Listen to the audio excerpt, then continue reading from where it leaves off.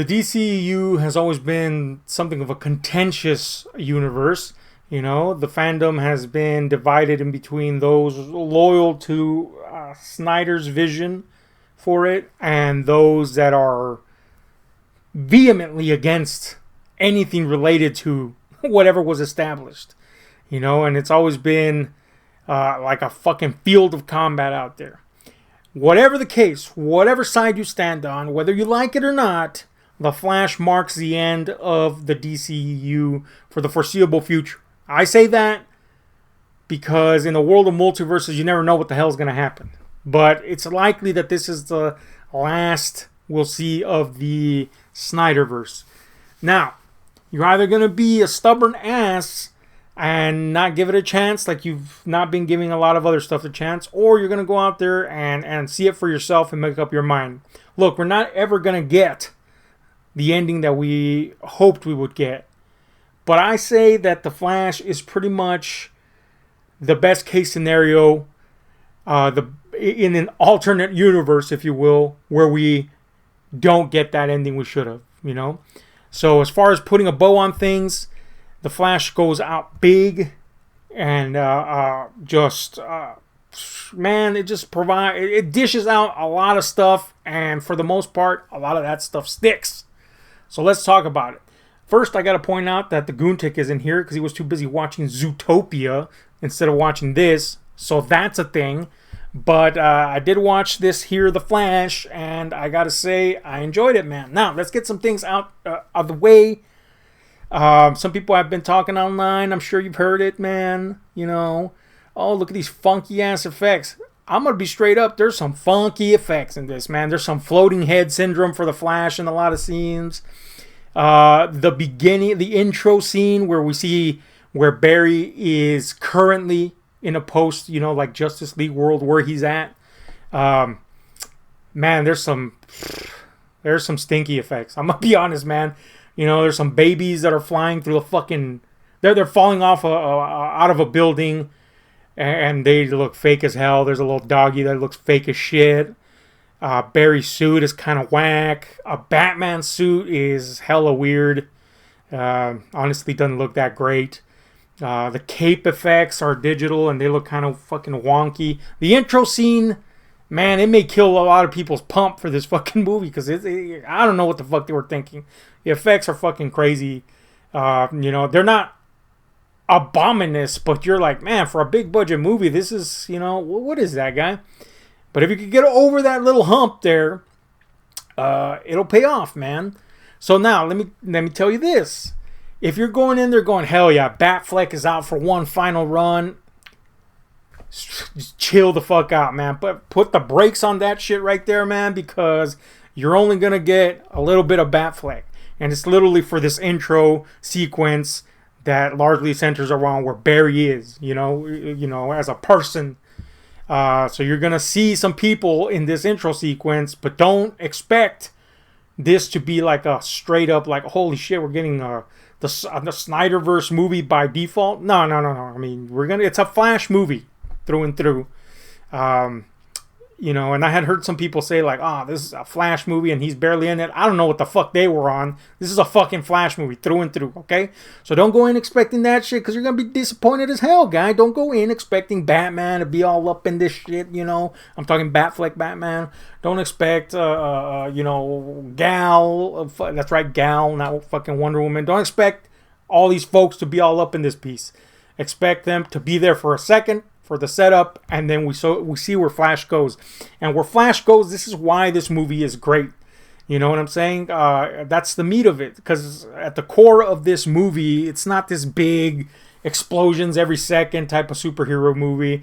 It's not let's just fucking blind them with some pizzazz and some nostalgia. There is tons of that, but at the core of this movie is something very relatable. You know, a lot of us cannot deal with the impact of loss, and that's where Barry is. You know, here's a man who has been saddled with superpowers, and then he comes across the realization that he can alter his entire existence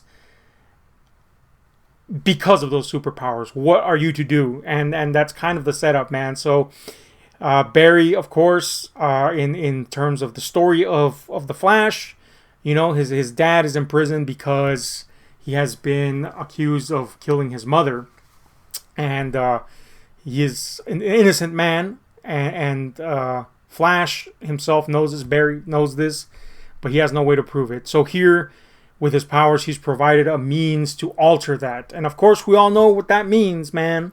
You know, we've seen 1,000 butterfly effects, sound of thunder type fucking scenarios to know what this could imply. But of course, emotion gets the better of our hero, and boom, we're back in the past. And you know, everybody knows what that means by the trailers. We're gonna get Barry in what is basically an alternate timeline.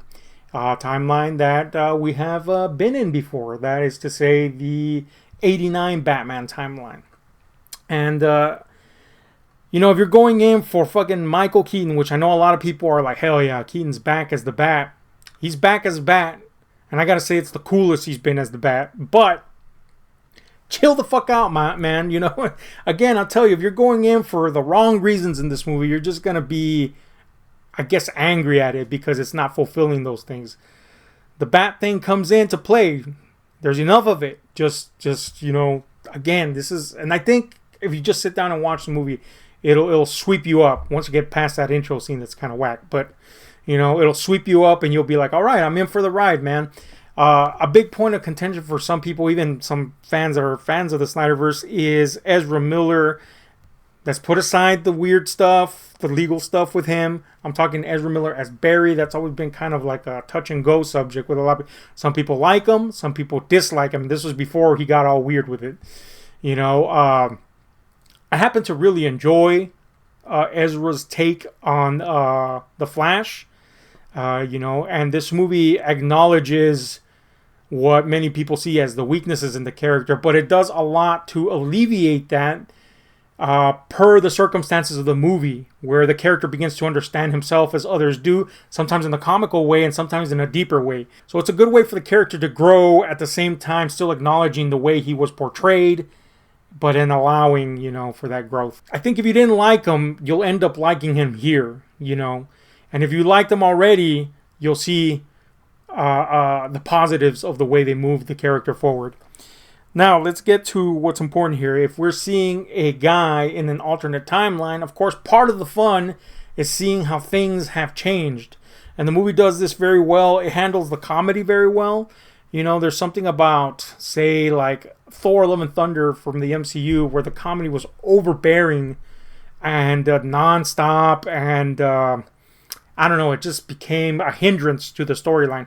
Here, the comedy comes naturally, feels natural to the character, of course, and the events. If this were a Batman movie, like if Batman was a central character and they were doing this level of comedy, it would be fucking whack, you know. But since the character is as he is, the comedy does feel natural. It doesn't feel forced. It feels very much like this character would be. That aside, when we come in with the other stuff that we know is the fan service moments, or the fan service moment, I should say, it just ratchets up how entertained you are at that point. And what I'm talking about, of course, is Batman. Okay, here at the channel, you know, if you've been around for a while, we're not huge on the Keaton Batman. It's never been my Batman, you know what I'm saying? Don't hate, just never been. But this, the way he comes here, it feels, if you love that old Batman, this feels like cool, man. This guy that we love is back. He looks better. He fucking sure as hell moves better. I mean, obviously there's a stunt double going on there, but it looks good. You know what I'm saying? Like, this feels like an aged Batman jumping back into the mix, you know? And so if you're a fan of that old Bat stuff, you're going to see him, in my opinion, better than he's ever been, you know? He's just fucking cool in this. Now, as a guy that wasn't like all about the Michael Keaton Batman, I gotta say, won me over here, baby. Pretty fucking cool, man. He actually, here's why I'm not all about the Keaton Batman. He never felt like a comic book Batman to me. I realize that to a lot of people, he is their Batman because that's the first like big exposure they got to him. But to me, it never felt like a comic book Batman. He kind of really feels like a comic book Batman in this. This whole movie has a very comic booky feel to it. Now, with the intro, it's kind of to its detriment, but it is very comic booky. But the rest of it, it just feels like, yeah, it feels like a comic book, but it's still very much up to the standards, shall we say, of cinema or superhero cinema anyway. So yeah, Batman fucking rocks. I won't ruin anything about him, but he's cool. Now, the other big thing in this alternate universe is that, obviously, and there's no spoiler if you've seen the trailers, in this universe, instead of Kal-El, we have Kara, Supergirl, basically. She's the Superman of this world, by default of the alternative things that have happened in this world. She doesn't get a lot of screen time, and I'm kind of like bummed about that because they could have done a lot to contextualize her character. You get what they're going for, you get what she goes through. I would have really liked to see moments where she begins to understand her place in the world, just a few moments to really liven her character up a bit in terms of her stepping into the mantle of Superman, quote unquote. But you get the point, you get the point with what was shown and seen. Also, she just fucking kicks ass, she's pretty cool. She looks good. I'm choking. Some people might complain that the villains are... I'm saying this because I saw some people say this in comments and stuff like that. Oh, the villains are barely there. And I really don't fucking understand that complaint.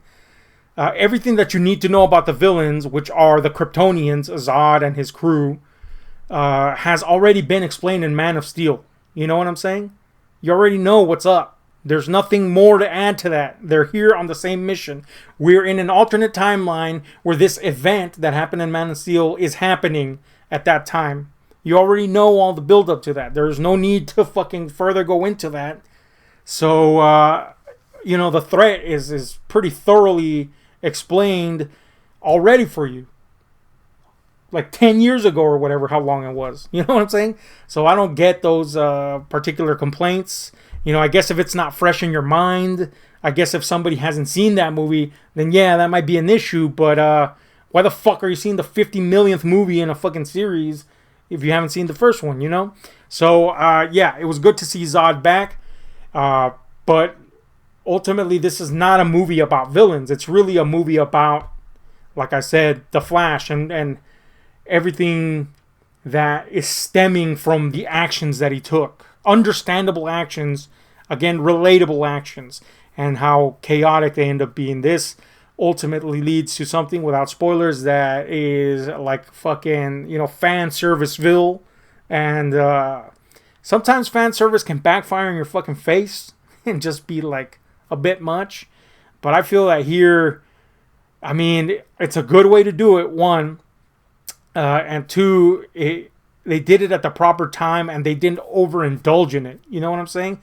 They just gave you a peek, if you will, into the potential happenings. Also, I feel like by default of this movie having to be like kind of the switch over to DCU, to the DCU versus the DCU, they kind of didn't overdo the multiverse thing, which is a problem that MCU has not been able to get over. They've dedicated movie after movie to this multiverse concept, and it's just kind of fucking, it's sucking balls, man, for the most part, It's sucking nuts because it's just taking too long to introduce this concept, and it's not great, This movie had one movie to introduce the concept, make it understandable, and by default, again, of there being this big changeover, they've stemmed it to just this movie. And they can revisit it if they want, but they don't really have to. And that's probably a good thing. If we need to learn something from the MCU, is that the multiverse just fucks shit up.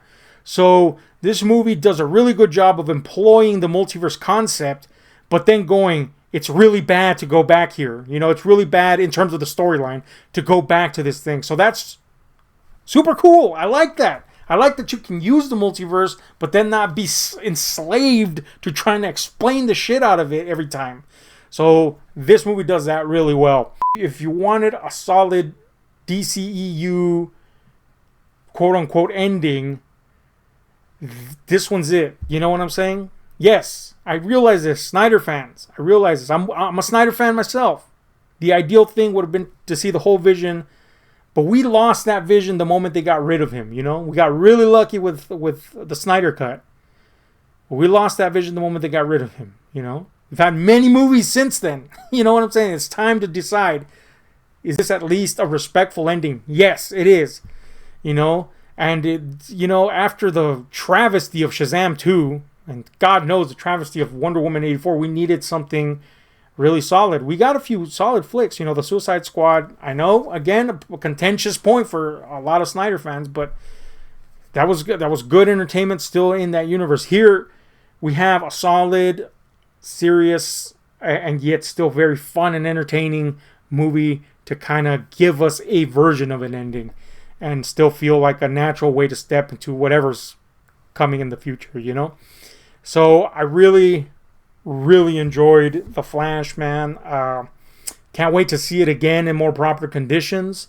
And I'm going to predict that GoonTick, I'm going to predict that he loves the shit out of this. Check this movie out. What do I rate it on a scale of 1 to 10? First viewing, I'm going to give it a solid 8.5. It was very entertaining, Do I hold it to the standards of like Man of Steel, BVS Ultimate Edition, or Snyder Cut? No. But, I'm not going to be a dumb fucking bastard and dig my fucking heels in the sand over something that's not going to happen.